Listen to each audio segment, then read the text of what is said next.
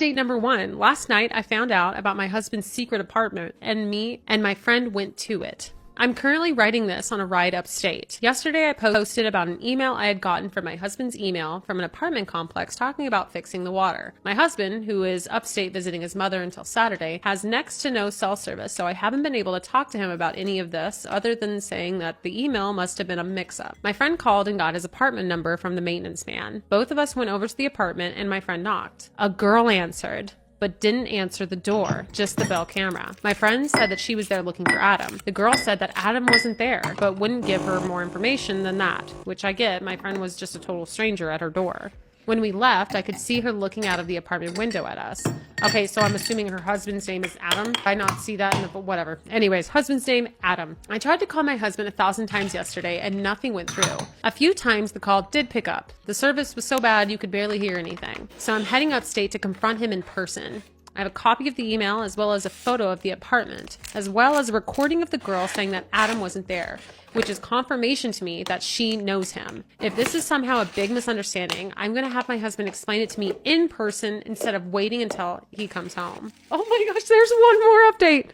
Okay, let's just go ahead and just read it. I'm writing this from a hotel room. I went to confront my husband. He knew the minute my car pulled up what was going on. He came outside to meet me, and the first thing he said was, quote, "Did you go to the apartment?" And I told him, yeah. So then he said, quote, "So I guess we have to talk." And again, I said, yeah. I'm not going into the exact details of it. It was a long talk and involved a lot of emotions. She is his girlfriend. Girl that answered the door. They've been together for 4 months. She is under the impression that we are separated and going through the divorce process. His family wasn't aware of this. His brother and mother, who were there, were horrified. I'm sorry, I don't have more to say. I've already contacted a divorce lawyer, a therapist, and a financial advisor. Thanks to everyone for your support. Oh, wow.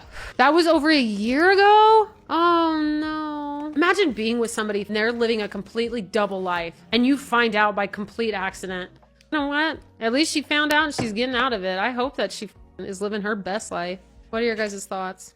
Am I the asshole for sleeping with a guy after the man I thought was my boyfriend said that we were not a couple? So we have been seeing each other for a year and everything looked and seemed like we were a couple. He said he loved me and I him. He spends every weekend with me and we have planned our first trip together, etc. Last weekend he was in bed and I made him pancakes because his birthday was on Tuesday. He was very happy about it and joked that I was spoiling him. I said that I wanted to spoil my man. He said that I am not your man, with the same energy. He didn't seem awkward nor embarrassed, just as calm with a smile on his stupid face. I didn't take it seriously and said, yeah, I know you are not my man. He was more serious now and said, no, really, I am not your boyfriend. I felt literally sick, but I tried to be calm and I asked, so what are we? And he said, I don't know, really great friends with benefits? I didn't say anything after that, and he ate his pancakes in silence. Later, he asked if we would do anything. I said that I was planning on cleaning and doing some paperwork. He left after an hour, and I probably cried for a solid 2 hours. I couldn't keep anything in my stomach for the rest of the day. He texted that evening, thanking me for the breakfast in bed, and that he thought that I was, quote, amazing. But I didn't answer, so he called a few times. I didn't answer. Around 10 p.m., he rang on my door. I just opened a jar and pretended I was sick with the flu and was going to bed. He offered to stay the night in case I needed help during the night, and I said no. I didn't answer him Sunday, nor Monday, and I didn't wish him a happy birthday on Tuesday either, and I have just been keeping it short text, feigning sickness. He never brought up what he said once. Then yesterday he wrote that he missed me, and that he hadn't gone this long without talking to me since we met, and that he was going mad. He asked if we could at least have dinner. I said that I was busy. He said, don't you miss me? I replied that I was very tired because I was out all night with a guy last night, so I just wanted to relax by myself this evening. He stopped answering, and he showed up 15 minutes later asking me if I was lying. I told him that we weren't a couple, so I was free to do whatever. He said that I broke his heart and cheated on him, and that I'm an asshole. I waited for him to leave before I started crying. He is right. We have never had the talk, actually, and I never asked him what we were. I just assumed because I loved him and I thought he did too. But now I know we aren't together. Why was he upset that I slept with another man yesterday? Was I the asshole? Was it cheating? I'm confused. He even said, like, I'm not your boyfriend. I'm not your man. We're not together. Do you just want her when it's convenient for you? You want all the perks of being with her, but don't want to be with her? This is definitely a have your cake and eat it too kind of situation. Top comment, not the asshole. He wants you to be tied to him, but he wants to be free to play the field. I would have told him in the moment he said he didn't see himself as your boyfriend that I was not looking for a friends with benefits situation and that the relationship was over. What are our thoughts?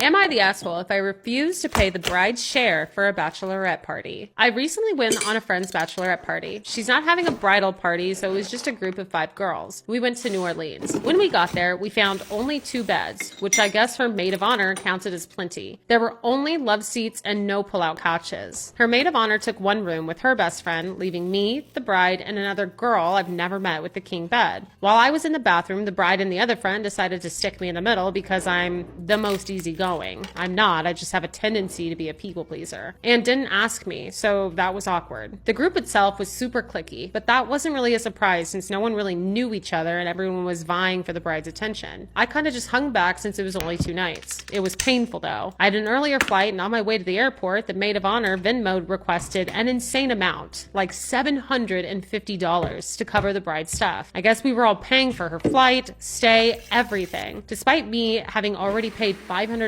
for a big dinner out. I just didn't answer and thought I would deal with it when I got home since I was arriving at the airport. Well, yesterday she sent a group text to remind us to pay. Would I be the asshole if I refused to pay that full amount? I honestly had a shitty time, I wasn't treated so well, and I had already paid about $2,000 for a party when I'm not even in the wedding. I was thinking of throwing her like $300 and saying the amount wasn't disclosed and I can't afford it. Or would that be wrong? And should I just pay it and be done with them? We are in a lot of larger friend groups together with our fiance/husband, so we'll definitely be seeing the bride going forward. Paying for the bride's time in New Orleans, it was never disclosed that they were supposed to be paying for the bride's share, right? So no, I don't think you're an asshole if you just don't pay it. That's on them for not communicating well enough with you. And you're right, that you're not part of the bridal party, so what are they gonna say in the friend group? Oh my gosh, you didn't pay for the bride's share. Oh, get out of here.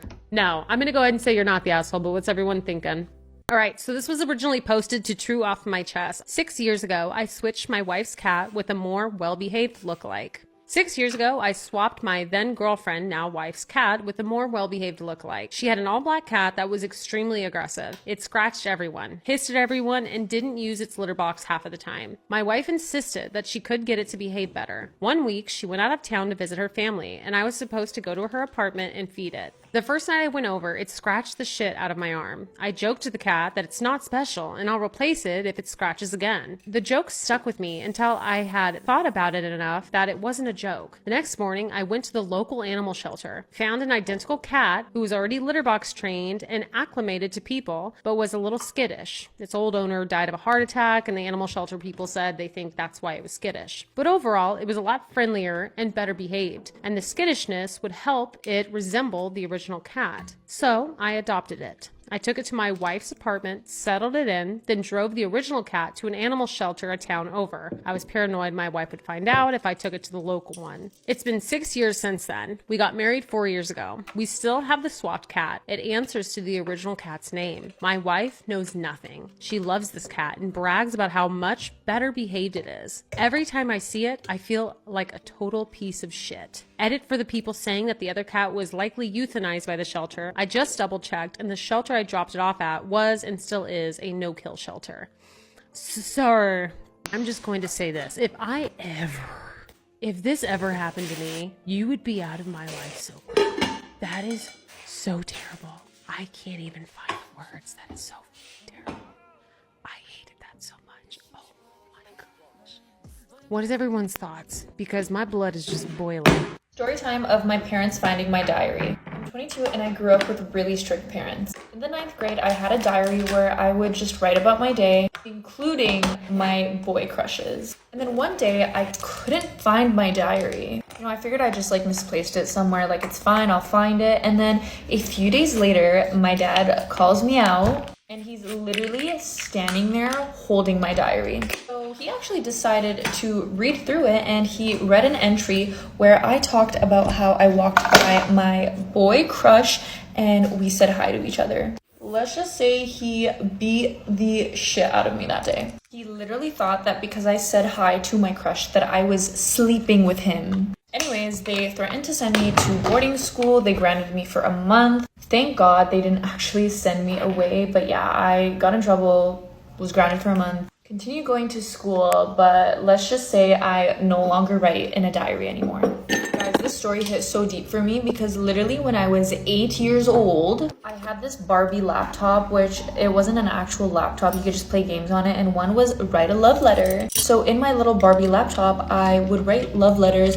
to this character on Animal Crossing. He was a squirrel. His name was Agent S. I just had the biggest crush on him. I was like, I want to get married. I want to have your kid. Anyway, so this Barbie laptop generated like a love letter. So I copied that love letter down. I just wrote it on a piece of paper for some reason. My dad found that piece of paper, and when I explained to him that it was about a squirrel and whatever, blah, blah, blah, I got in so much trouble. And that piece of paper was never thrown away. I think it got behind the couch or whatever. And then one day, a few years later, when I was like 12 years old, my dad found it again. The same paper from before, and he got mad again. And I was like, I already got in trouble for this, but I got in trouble again because it reminded him of how mad he was, and he was so annoyed seeing it. So I got in trouble for something I did 4 years ago. Anyway, hearing that story was so relatable. I was like, I mean, hers was probably much worse because it was actually a real person. So I'm sorry for you, girl. And let me know down in the comments if you've experienced something similar to this before, and if you have a crazy story that you want to share, send it to me on Instagram.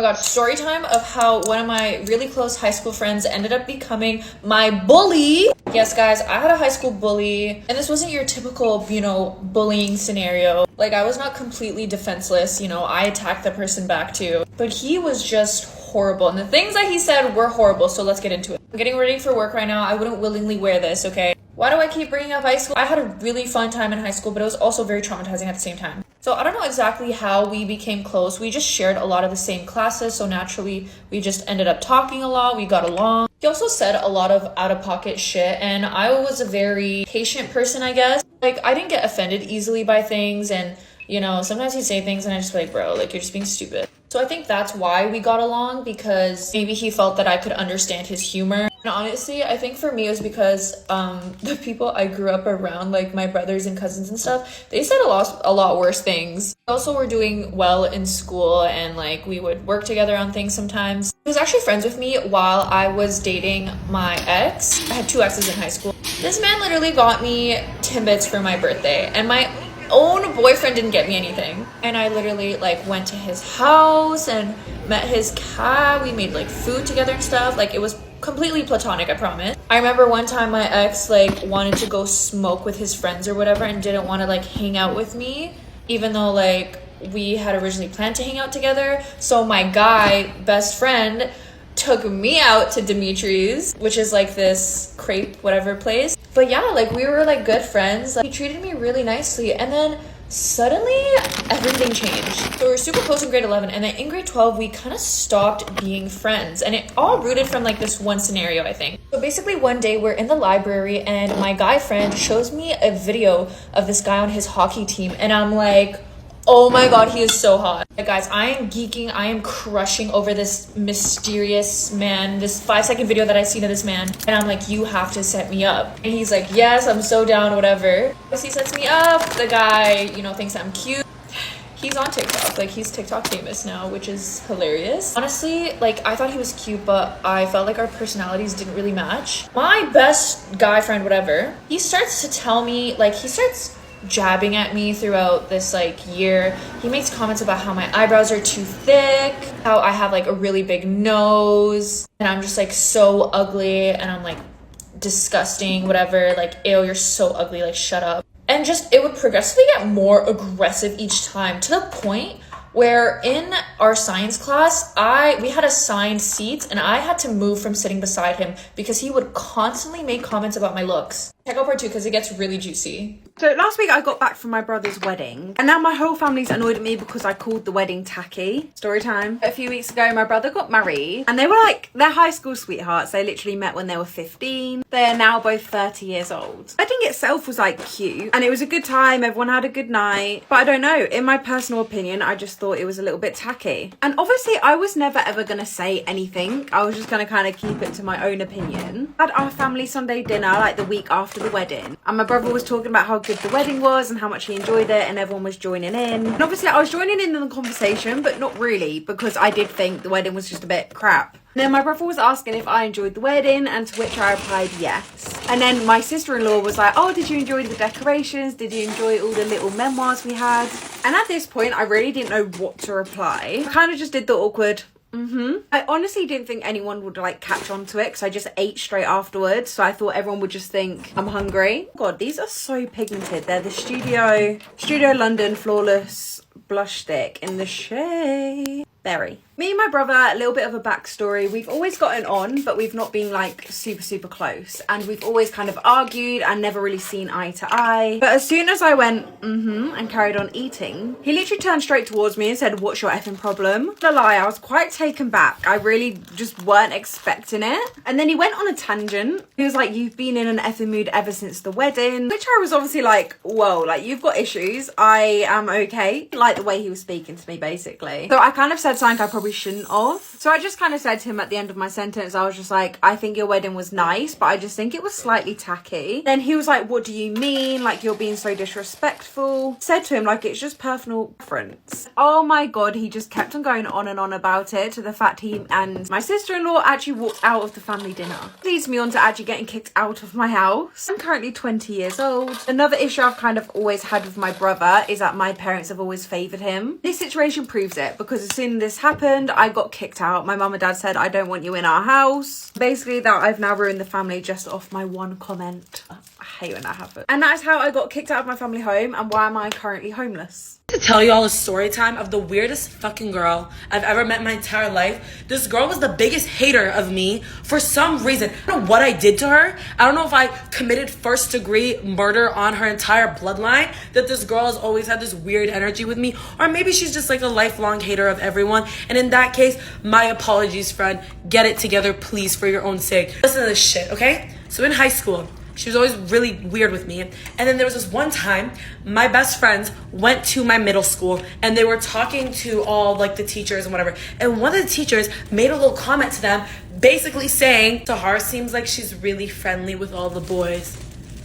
Basically calling me a slut, okay? Basically saying that he's hearing that I'm a slut. And I'm like, who the fuck could this be? Who is this that would go to my middle school teacher and be like, oh, like Sahar's a slut?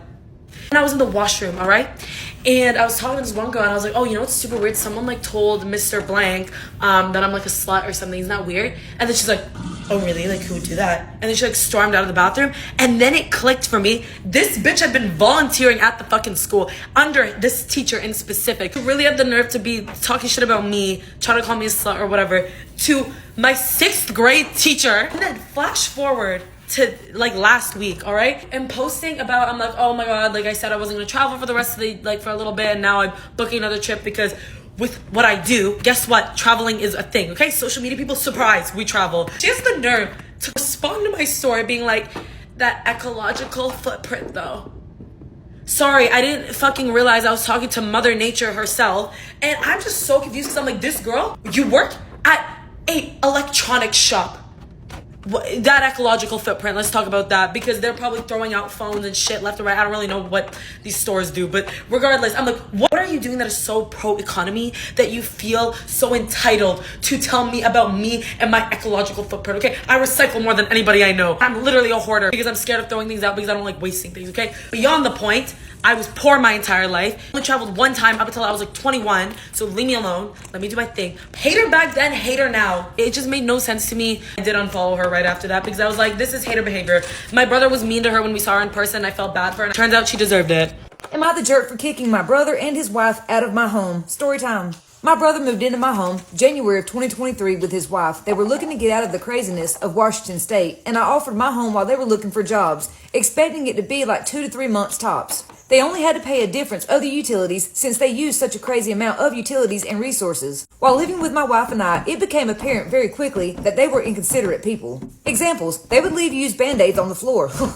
They would leave used napkins and tissues everywhere, never picked up the dishes, never put them in the dishwasher, have us buy food that they never ate and went bad and couldn't play certain games or watch certain TV shows or listen to certain music around them. They flooded my spare bedroom, broke my trash can and hid and lied about it, and the list really goes on. Some background on my brother's work qualifications. He and I are very similar. College graduates, Army veterans. Neither of us do drugs or have had any problems with the law. General background, it took me about 2 months from losing my job to getting my first paycheck in this area. Finding an apartment took me a matter of days when I first moved to this state, which is only why I expected them to be at my home for 2 or 3 months. When my brother and his wife didn't start working until May and April, respectively, they went on vacation, requested start dates be pushed back, and were eating takeout every day, not the behavior of people who are struggling. At the end of May, a full month after they were both working, I told my brother I expected them to start paying half the rent since they were both working now, and that it was to start on July 1st. He indicated he understood and that he would talk to his wife, and this would give them both a full 2 months of work paychecks.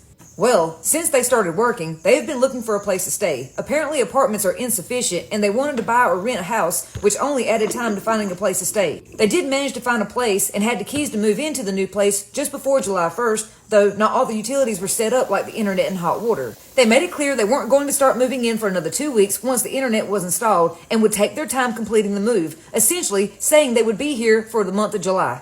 I asked my brother about paying the rent, for July. He assumed I forgot about it and never brought it to his wife's attention. Him and his wife made a big stink saying that they were poor and didn't have the money to pay rent, saying they didn't feel welcome in my home and I was taking advantage of their situation. I offered them 3 options: pay in full, pay when they get their next paycheck, or move out. They chose to move out into their new place the next day. I think I did the right thing, but it seems to have disrupted the family dynamic, and I am second guessing myself. Am I the a-hole? Oh my God, not the a-hole. People like your brother are the reason I don't let anyone stay with me anymore. You shouldn't even have to question yourself. No, you're not the a-hole. You did nothing wrong. You tried to help your family, and they took advantage of you. And you should tell your family the same thing I told mine. If you want to get mad and defend those bums, then you can pay their bills and let them stay with you. And your family shouldn't be mad because you didn't kick them out. You asked them to pull their weight, and they chose not to, and they left. You would be surprised at how many relatives will move in, suck you dry, and then when you ask for a little bit of help, they'll get mad at you. Let me know what you think in the comments.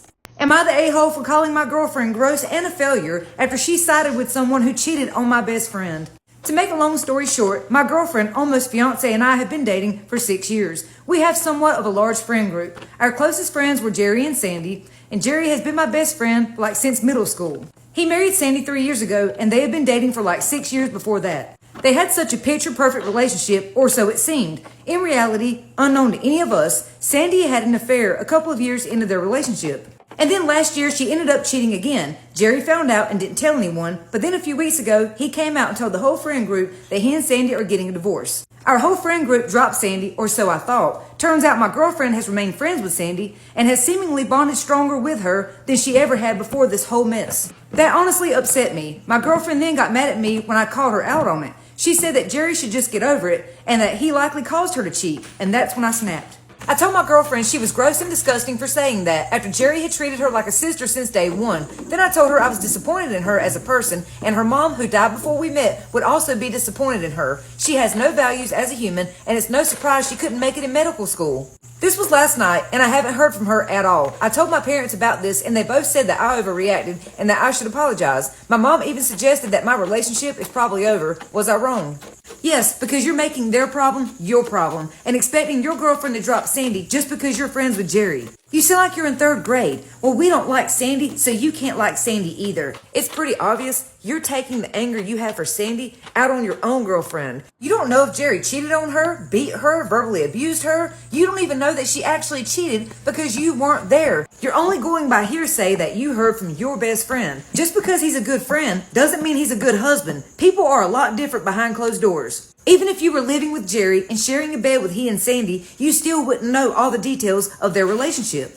Even if what Jerry said was true and his wife did cheat on him, you still have no right making his problems your problems. That's none of y'all's business. Now you done blown your own damn relationship, putting your nose where it don't belong. And the fact that you threw your girlfriend's dead mother in her face to try to prove a point says a lot about you. You never throw your spouse's dead parent or relative in their face like that. That is unforgivable. If this is how you treat your girlfriend over someone else's problems, I can only imagine how you would treat her with your own problems. And you have no right telling your girlfriend who she can and can't be friends with. That's her choice. And how the hell are you judging Sandy when you're verbally and emotionally abusing your own girlfriend over someone else's relationship? This behavior makes you a hypocrite. You're just as bad as the people you hate. And just because Jerry was nice to your girlfriend doesn't mean she has to drop Sandy as a friend. I commend your girlfriend for being the last man standing, because when everyone else dropped Sandy, she didn't. She remained her friend. And that alone makes your girlfriend a damn good person who really cares about her friends. It is so hard being friends with someone that no one else wants to be friends with. It makes you the outcast too. Am I the asshole for rejecting my niece's adoption request in front of people? My niece, 14, has lived with me since her parents went to prison 5 years ago. Drugs. My sister is getting out later this year. She has been working very hard in prison to improve herself and just got her GED. We are still very close and we talk via an app the prison provides, and I take her daughter to visit her along with her brother, who lives with his dad's brother, once a month.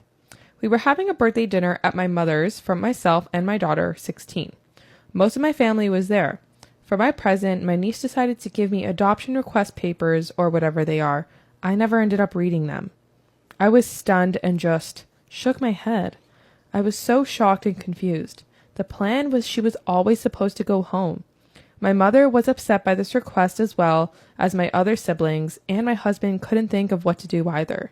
She never brought this up in counseling or anything. I can't do that to my sister. I would not be able to take care of her without support financially from my grandma, who would stop supporting if I agreed. This was never even a thought. Now she and my daughter hate me, it seems. My son, 21, said it was probably something she got from TikTok, and she will eventually get over it. My husband agrees with me. My siblings are staying out of it. My nephew isn't speaking to his sister now. It's a mess. Am I the asshole here? Trying to get an outside opinion. Reddit seems a good place as any.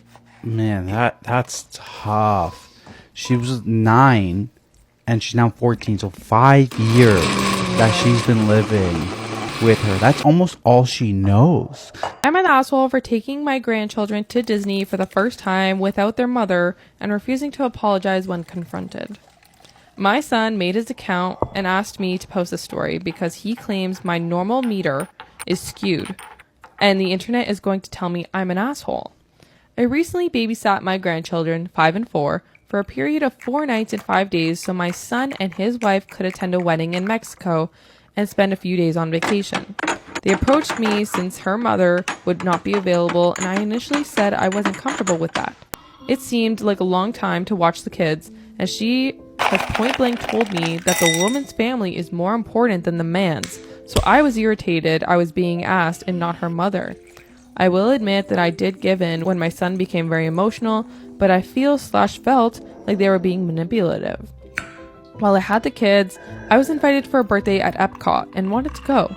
It didn't even occur to me to run it by my son or my daughter-in-law, as I had the kids for an extended period of time, and obviously they knew that they would go anywhere where I went. My daughter-in-law had previously mentioned wanting to save up for Disney, but she said that about a lot of things and never made me aware it was something super special to her. Also, it was Epcot.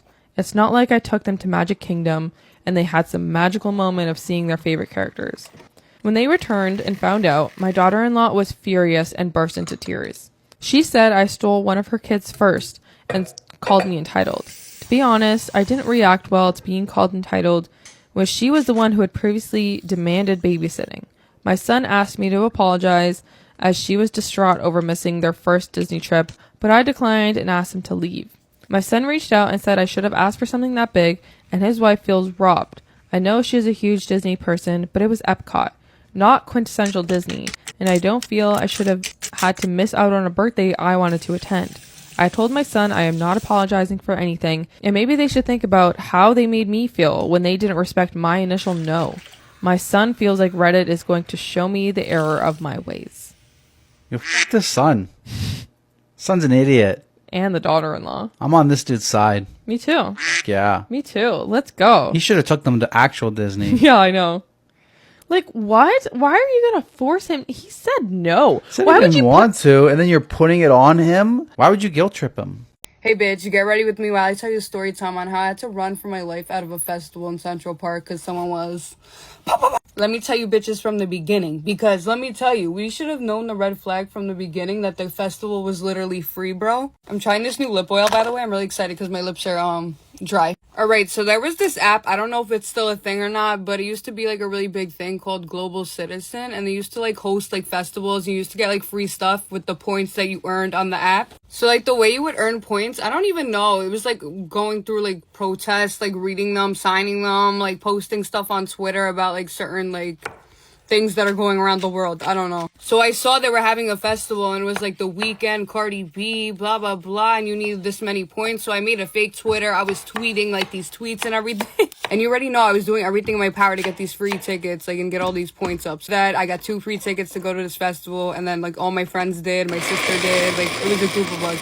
So whatever, the day of the festival comes. I can't even remember what year this was. It was September. I don't even know. This was such a long time ago. And we're all excited. We all hop our asses on the train and we're ready to go. We go to Central Park. We're waiting on this long ass line. It's hot as hell. We probably waited on the line for like hours, bro. It was crazy. So at these festivals, they have speeches about like global issues and global warming, whatever it was. And then they had like, what just fell off my face. But then the artist comes out, then it goes back to another speech, and it's back and forth like that kind of thing. But I didn't know it was like that. So whatever, we're hot, we're hungry. We see everyone like came prepared with blankets and stuff, had them laid out on the grass. We're chilling, watching the festival. So we're like, what are we gonna do? And like obviously we all wanted to sit down, enjoy our food, watch the festival, and just chill, have a good day. You know what I'm saying? So like by the entrance of where the concert was, where Central Park was, like the opening to get in, there was like a bunch of food places. So obviously we were all hungry and like dehydrated from waiting on that long ass line, sweating our asses off. So I got some food. I got some stupid little salad. And while we were on the line, we saw these cardboard boxes on the side. So we're like, okay, this is our little blanket to sit on. So we grabbed some cardboard boxes, made a little place to sit, took our shoes off. We're chilling, eating our food, whatever. And you know, they're saying their speech and everything. And I'm just waiting for Cardi B and The Weeknd to come out. That's the only reason why I went. Like, my broke ass just wanted some free concert tickets to see The Weeknd and Cardi B and just have a good day, you know what I'm saying? So finally, this little speech that they had going on ended and Cardi B came out. I'm standing up, I'm singing all the way in the back by the exit, by the way. Keep that in mind. And we're all chilling, like, we're all having a good time, you know? Like, nothing crazy is happening so far. Then I got tired, so, like, we all sat down and we're just eating our food again, talking, chilling, whatever. And then all of a sudden, I heard, like, a bunch of banging noises, like, one after another, but I didn't think anything of it, right? Well, all of a sudden, I look to my left and I see a crowd of people running at us, bro. And we're all sitting on our, like, little, like, cardboard box with our shoes off. And we look over and see all these people running at us and we're like, what? Because we're by the exit of the festival. And before I had any time to even like look at everyone that I was with and be like, what's going on? People were screaming, shots been fired, run. So I just grabbed my bag and I started running. No shoes. I didn't grab my shoes. I didn't care. When I tell you I was running for my life, I'm not even kidding. Like, I never knew I could run so fast in my life. I'm jumping over porta potties. I'm jumping over barricades. I'm running into cops. This shit is getting crazy, right? People are getting trampled in front of me. Like I said, there were 60,000 people there. I lost everyone that I was with, and all I could hear was people screaming, getting trampled. And then Cardi B just rapping in the background, bro. As I'm running, my purse is open, so everything is flying out of it. My perfume shatters in front of me. I step on glass. My foot is bleeding. I'm running. I'm like, oh my gosh. I'm running so fast. Trying to call my sister. She's not answering the phone. So then at this point, I thought my sister got trampled and is... You know what I'm saying? I thought she died. I started having a panic attack because I'm like, bro, my sister's dead. What the hell? And as I'm trying to call her, my phone goes flying out of my hand because I was running so fast. And obviously, I had no one near me, no one with me. And my dumbass runs back to grab it. So as my dumbass runs back, grabs my phone, I look up. I found my friend Melissa. And let me tell you, I was so happy that I found someone that I knew because I thought everyone literally died. So then as I'm running, I start calling my mom. And I'm like, Mom, someone's shooting up the festival, bro. Someone's shooting up the festival. She's like, what? And she hops in her car and she's on the way. My poor mom, and I'm like, I can't hear from Julia. She's probably dead. Like, it was so bad. We finally exited the gates or whatever, and I'm like still trying to call my sister. No answer. The cops are outside. What's going on? They don't know what's happening, and everyone's like, someone's shooting up in there.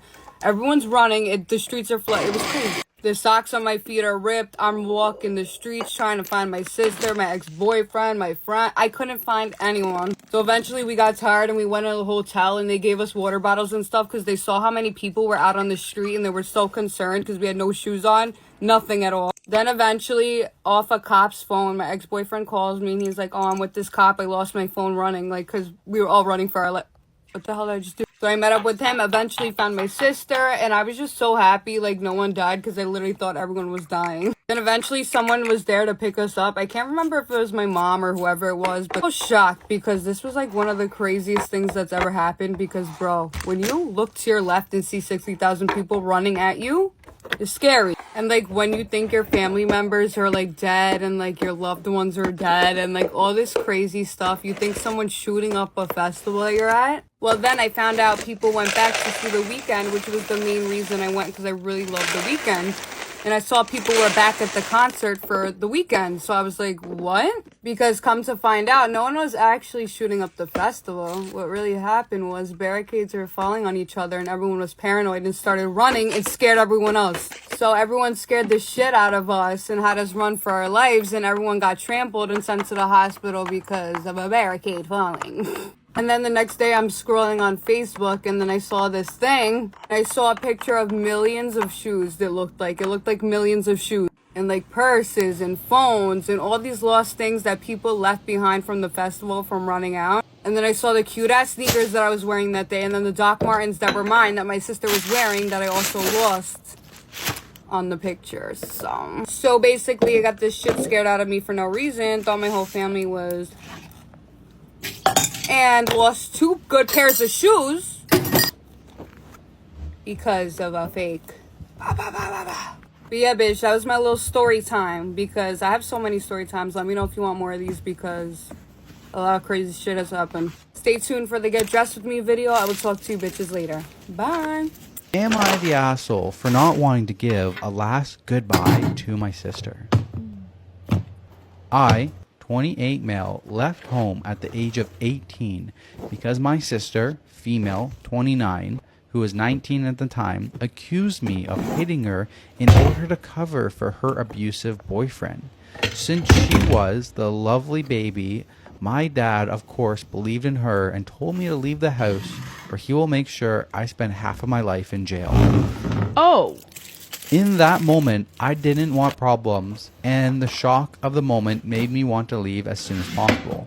My mom said she didn't believe me either, but she gave me some money to live for a few months.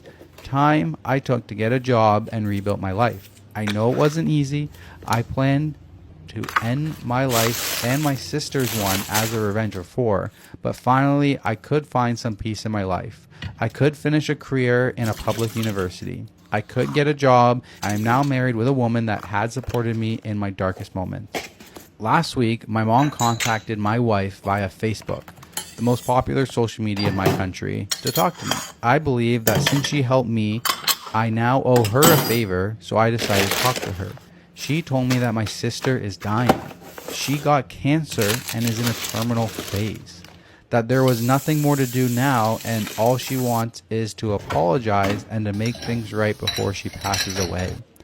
I, of course, told my mom she could go directly to hell. I owe my sister nothing, not even peace in her last moments. I practically said everything I wanted to say to her in that moment from a decade ago. When I finally vented all I wanted to say, my mom just said that at least I should do it for her. She is practically begging for it. I talked with my wife about it and she told me, you don't owe anything to your parents. They failed you and so did your sister. I would let her die with her mistakes unsolved, but that's just me. I will support you in any choice you make. I agree with her, but a part of me wants to see her, but I don't know if I could control myself if I see her. I asked my best friends and they said I should go and give her peace. So now I don't know if I'm doing wrong or if I should let my anger fall away just for now, at least until she passes away. So am I the asshole? Oh, okay. I think you're listening to everybody's opinion, but everyone else's opinion does not matter. It's only what you feel. Right? This has to be your sole decision. You cannot rely on anybody else to make this decision with you because at the end of the day, you have to live with it. Exactly. Am I the asshole for telling my daughter who is facing homelessness that only her and the baby can move in with me, not her husband. The husband has lived in their apartment for a number of years. The owners recently sold it and the new ones are moving in, so my daughter and her husband have to move. The problem is rents have gone up dramatically. The rent they are paying is $1,100 for a 1-bedroom, which I thought was a lot, but now that I'm trying to help them find a place, most are now going for around $2,000 a month or more. They can't afford this. My daughter knows she is always welcomed at home. Granted, a baby complicates things. I wasn't happy about her having a baby. She's young, just turned 22. But I would never deny her housing. However, I can't stand her husband. Let's just call him Aaron for simplicity's sake. I wouldn't invite Aaron over for dinner, let alone let him live with me. Aaron's in his mid-30s, criminal history, hair trigger temper. Chronically immature and has one hell of a jealous/possessive streak that has caused strain in their relationship, which I obviously do not approve of. Honestly, when she told me she was pregnant, I finally thought we'd get rid of Aaron. I genuinely thought he's exactly the kind of man to ditch. They've been on and off over and over since she was about 18, 19. Alas, if anything, it made him cling to her tighter. They had a very rushed wedding, and this is their longest stint together without any breakups, just over a year. There's still been the fair share of dramatics, of course, but I am surprised they've made it this far. Even so, I simply don't want to live with Aaron. I don't like him. I don't want him around me. I'd go above and beyond for my daughter and the baby. They can stay as long as they need, but not him. Obviously, this has created a rift between my daughter and I. She doesn't want to live separately from Aaron. I told her that she needs to figure out alternative arrangements. Well, their move-out date is rapidly approaching, the 15th of December, and they've still not been able to find a place, and she's panicking. She's been begging me to let him stay. I reiterated my terms. Aaron simply cannot stay here. This led to a lot of tears and some angry words, namely me being an asshole. I can genuinely see why she might think that, but I also have to think about myself and my own sanity. So am I the asshole? Hells no. So no, it's your house, your rules. You can do whatever you want. If your daughter wants to make stupid decisions with her life and ruin it, and she gets to stick by those. So no, stick to your guns. Aaron can stay the fuck out of the house. I'm surprised you're this, no, I am strong about no, it. I am. There's an update. I do believe because of my anger and frustration, I exaggerated Aaron's flaws in my post. Has he struggled with his temper? Yes, but I should not have described it as a hair trigger. I have never thought of him as dangerous. I have never feared for my daughter's safety, nor my own. I also described him as jealous/possessive. While I do see some of those tendencies, he's never tried to restrict her movements or isolate her. She's always dealt with a tremendous amount of anxiety, particularly when it comes to social situations. As much as I loathe to admit it in this regard, he's been a wonderful cheerleader. He could... This chick's done a 180. What do you mean? Yeah, a hair trigger anger issues mean that this dude's violent. That's how I interpret it, is this person is violent. He gets angry and he starts smashing things and maybe hurting people. Yeah. Okay. He could keep her at home where she feels more secure, but he truly does encourage her to get out and be adventurous. As for this criminal record, it's all below the age of 24. He has not been in trouble with the law since. It still makes me uncomfortable, but I can admit he's been stable. In all the time I've known him, he's had no issues holding down a job, paying his rent, etc. What bothers me the most is the age gap. I can't take that away or change it. It is what it is. It makes me uncomfortable. With that said, people here keep saying he's a predator/groomer, but I just don't see that. I could very well be blind/naive. For now, however, I will defend him in this regard.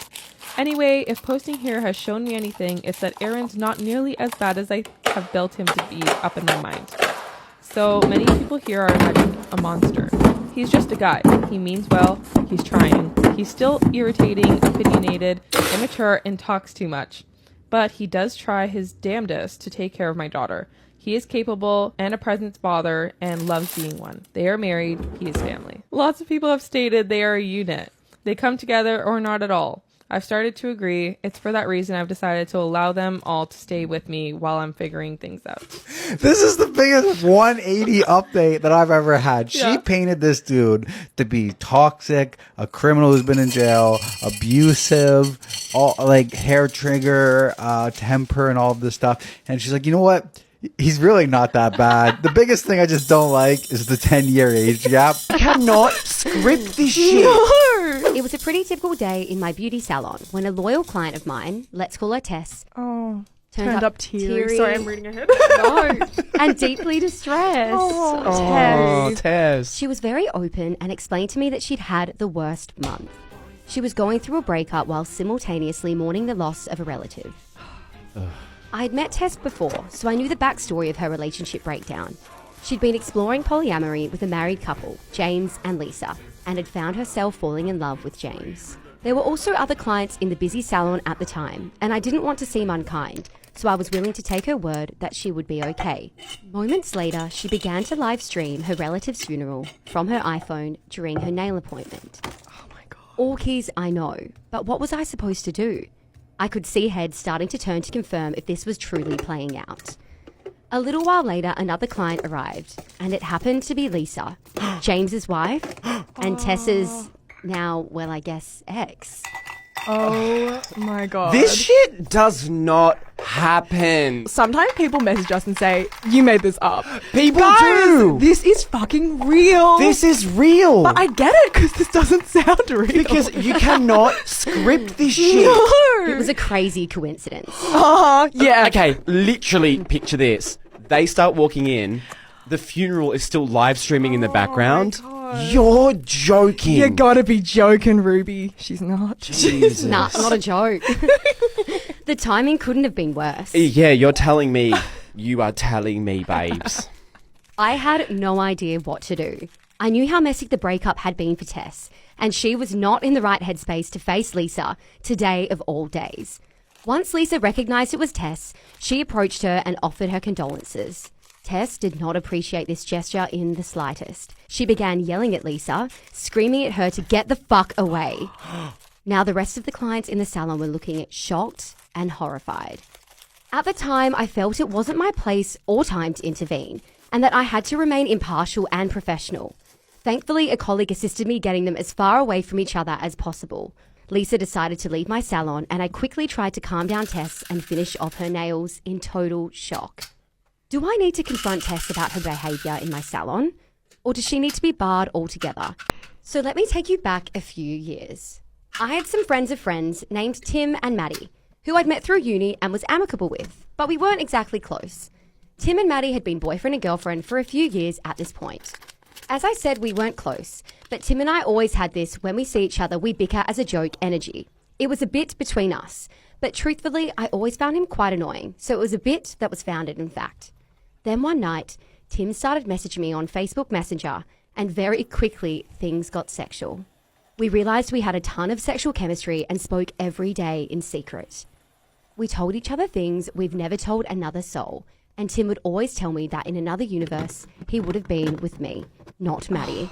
Mate, no. Just a little sidebar. Whenever anyone's like, oh, in another universe. No, sir. No. If it was meant to be in this universe, it would have been. Exactly. I should mention that I had a boyfriend at this time too. Okay, yep, another layer. Lovely. But he was away on exchange for university. The secret texting with Tim lasted an entire year and was never physical, but completely consumed me mentally. Until it did become physical. I'm not surprised. One night, we were all at a friend's house party, and Maddie left early. Tim and I ended up having sex in the garage. Unfortunately for us, we were drunk and didn't realise how many witnesses there were to the crime. It was the talk of the town, so the next day, Tim tried to get ahead of the story by telling Maddie that I'd kissed him. She was absolutely furious, beyond distressed, and doubted him straight away that it was only a kiss. When she confronted me, though, I stuck to Tim's story. It was just a drunken kiss, and he ended it, I told her. It was extremely uncomfortable because people were talking about the fact that they were definitely sure we slept together that night, but we stuck firm. Fast forward a little bit and Maddie and Tim went on a break. Somehow, God knows how, while they were on a break, Maddie and I became close.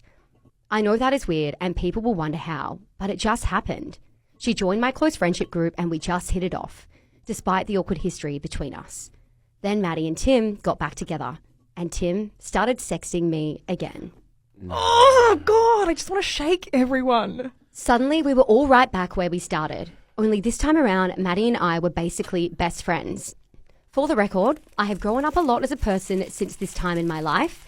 I have a lot of Leo and Scorpio placements in my birth chart, and when they are revolved, they run rampant. Now, Celeste. I love that. Don't be blaming your star signs for your actions. As someone who doesn't really understand star Now, signs, I love the Celeste. specificity. Leo and Scorpio placements is just so funny to me. Talking to my best friend's man, but like Scorpio and Leo placements. You know what I mean? And so that's why, understandably. Don't blame it on your star sign. After a little while, I did start to feel bad about the situation. My moral compass kicked in and I told Tim that I couldn't do this anymore. And that's when Tim started stalking me. Oh my God. I'm talking rocking up in front of my house and demanding I go sit in the car with him, turning up at my work and refusing to leave until I saw him, constant messages, most of them sexual. The works. It was intimidating and scary. Holy shit. His behaviour lasted a month until I decided to seize all communication and blocked him on everything. I became closer and closer to Maddie, and now we are as close as two best friends can be. Only I avoid ever seeing Tim, and she's occasionally probed me as to why this is. Fast forward 18 months, and I saw Tim, completely unexpectedly, at a friend's cricket match. I couldn't even look at him. I was so angry for what he did in the month he was harassing me. Again, Maddie asked what was going on between us, and I shrugged her off.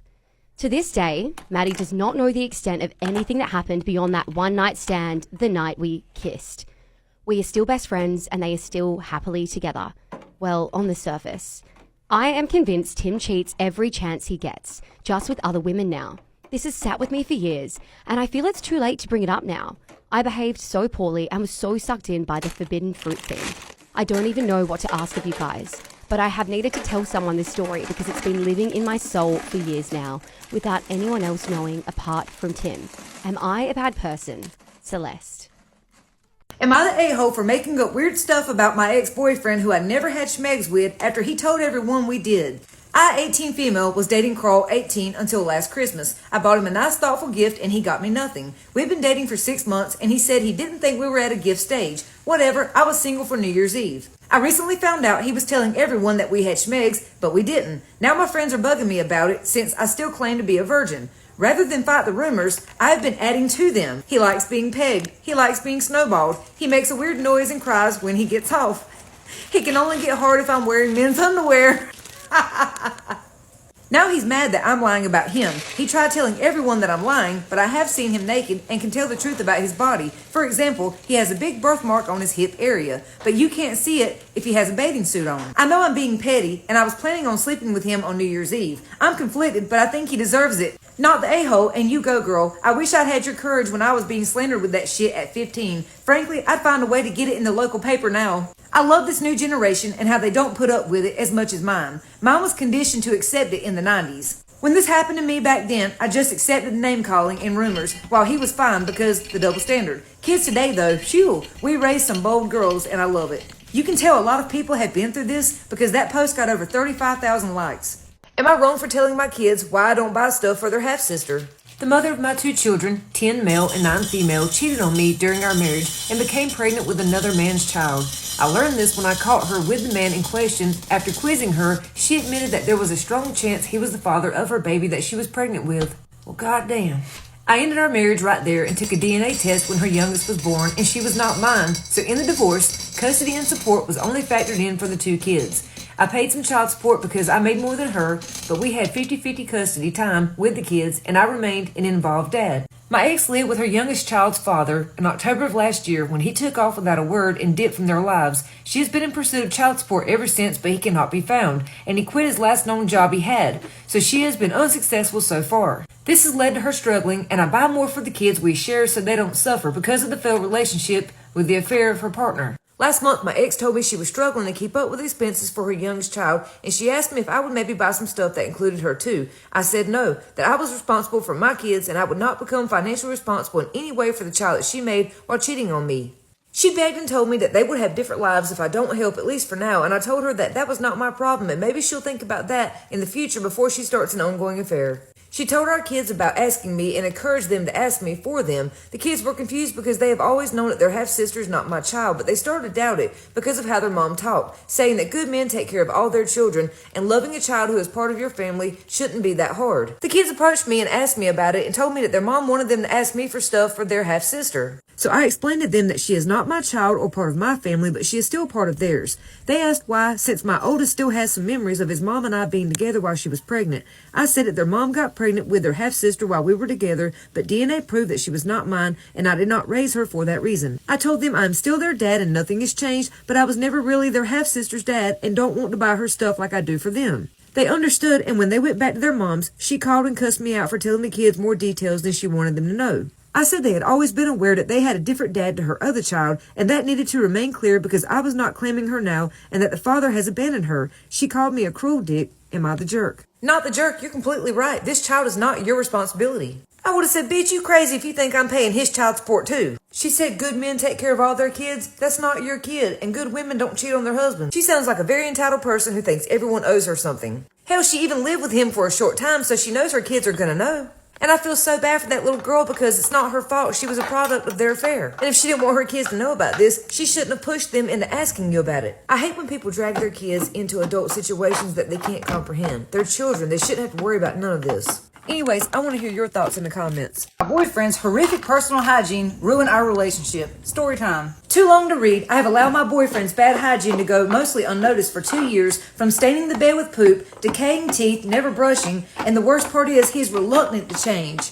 I have been with my boyfriend, 22 male, for over 2 years now. I first noticed he didn't have good personal hygiene before we even got together. I noticed he smelled sometimes. He is the loveliest guy and has the sweetest heart, so I could see past the bad sweat. After a few months of being together, I noticed it was much more. For example, his oral hygiene is awful. He barely brushes his teeth, only when I remind him. He says he does, but the plaque and the state of his teeth says otherwise, starting to decay at the bottom of a few of them. Also, this one affects me the most, but he doesn't wipe his butt properly at all after going to the loo, the bathroom. I tried to forget all about it the first couple of times and thought it was an accident. He used to dirty my sheets when he slept over at my house, but then it started to get worse where I'd have to wash my sheets pretty much every week, which was expensive for me as a student. I talked to him about this, crying, and said how it affects me and how he needs to sort it ASAP. This was 5 months into our relationship when I said this. We're over 2 years in now and he still does it. I've had this conversation with him so many times I can't count. He says he will change and that he is trying. To be honest, I have seen some improvement from what it used to be like, but it's still happening. FYI, he is a large guy, so I understand it may be difficult to reach around there, but it's been too long. I reckon if he lost some weight, it would help. He has been trying to lose weight for the past 8 months, but I'm not really seeing any change. I'm assuming because his diet hasn't changed. I've been trying to support him through this too. I'd really appreciate some help with how to get some change. Maybe I'm not saying the right thing. It's like he doesn't care about it enough to stop it. It's as though he is comfortable being gross. I don't understand. Have you told him the basic premise of wipe until white? Really, it sounds just like he plain does not give a shit about his hygiene and is happy to be disgusting so long as you will put up with it. Listen, if he's getting poop on your sheets, then he needs to get his butt up and wash his ass and wash your sheets. That ain't cool. You shouldn't have to clean his poop up because he's too lazy to take a bath or properly wipe. It's all up to you.